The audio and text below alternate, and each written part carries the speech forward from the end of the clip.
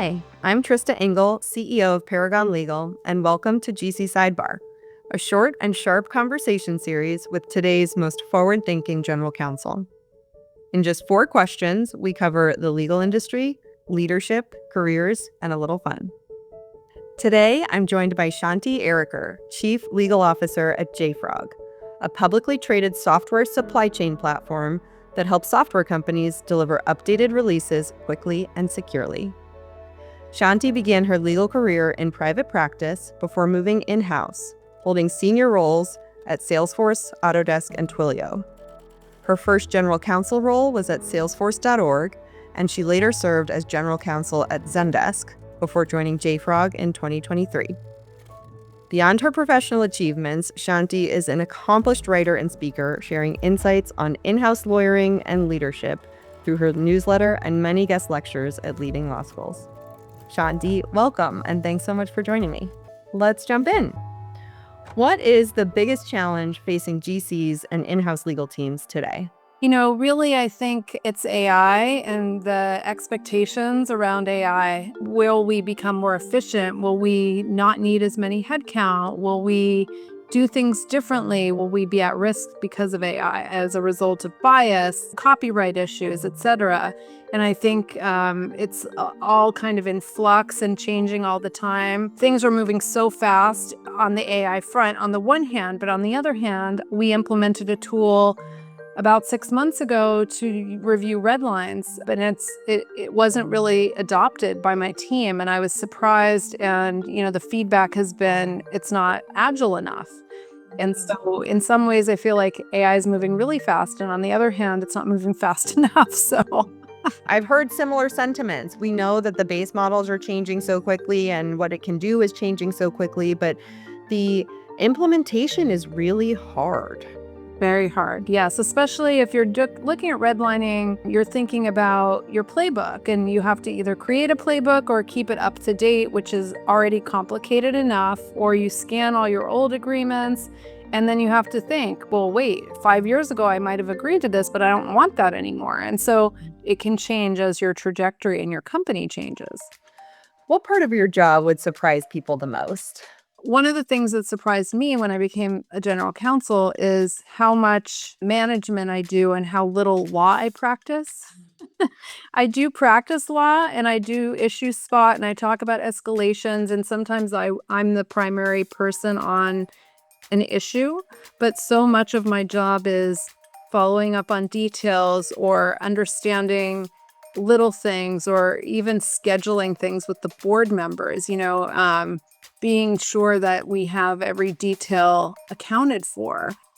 That resonates with me so much. I had a very similar experience transitioning into my role. And, you grow up in your career doing the work. And when you become a leader, that's not your job anymore.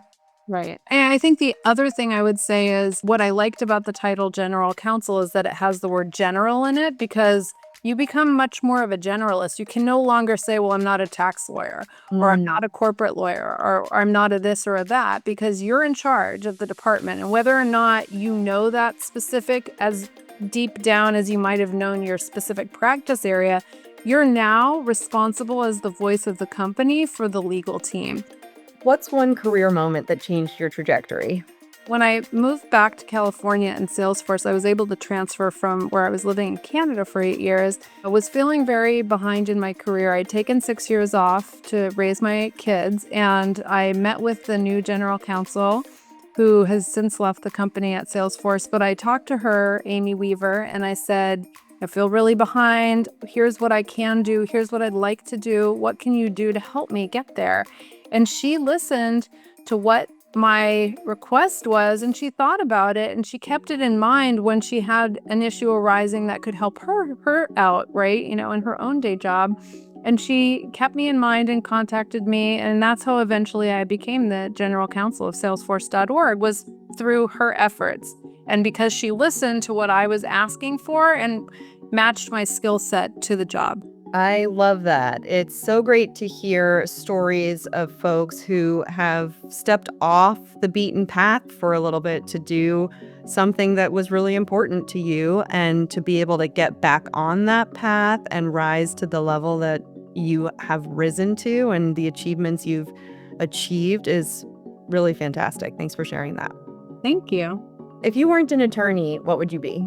I used to say I'd be a salesperson because I like to talk to people. I like to be around people. Obviously, for years, I've worked very closely with sales teams, and I've come to really admire them. But now I would have to say writer because I've spent so much of my free time now writing my newsletter and my memoir, and I'm thinking about short stories and always trying to think about what else I could write. And you have not had to choose. You can be an attorney and a writer, as you are doing right now. Absolutely. All right. And the bonus question, who is your favorite fictional lawyer? That's an easy one as well. Harvey Specter.